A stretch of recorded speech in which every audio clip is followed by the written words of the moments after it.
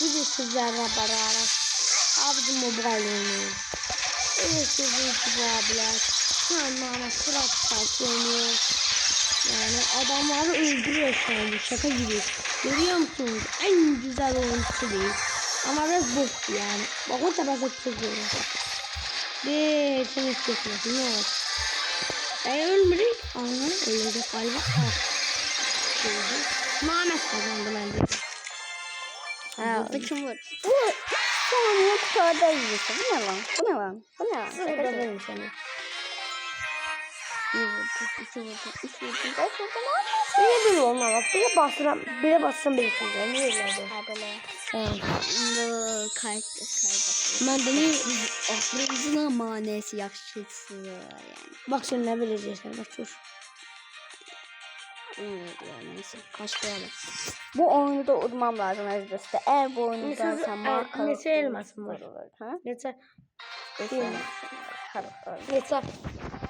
Evde 79 şeyim var. Gözüm içinde var. Ay şeyin. Niye olmasa? Niye? Kaç tane var? Şimdi gördüm de olmasa. Kaç verilmiyor. Niye seçmiyorsun? Ne gördün? O sayt sözünde de videosunun adı yazdım. 279 şey de aldım. Saati 75'ten de biraz sormuştu gelsin. Bizim sorun yakın yapıyorsunuz. Bizim de sorun yakın yapıyorsunuz. Öyle bilmem ki buna bir bakayım. Gözleri olsun da bakayım.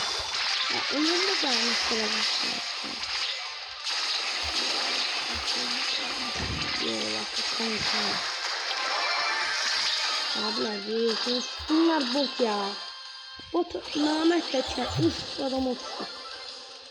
Durdu da ben. Mehmet uçtu beni. Ay Mehmet uçtu ölmür abi. O bana. Para gidirir seni. Zardan. Çin aga. Bir yer.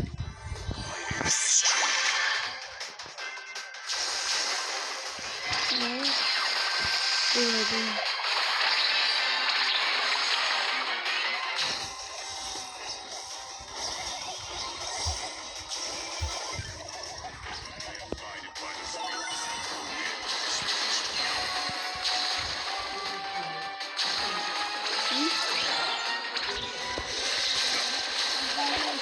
Dermanla biraz diyorum.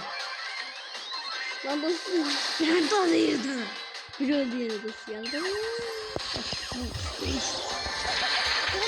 Yes. Ben. Bot. Bu cümlesi. 7 tane aldım. Nasıl dostum 5 tane. Ne ekliyorsun? Evet, bot karakter edersen. İnşallah sadece karakter olur. Ne yapıyorsun?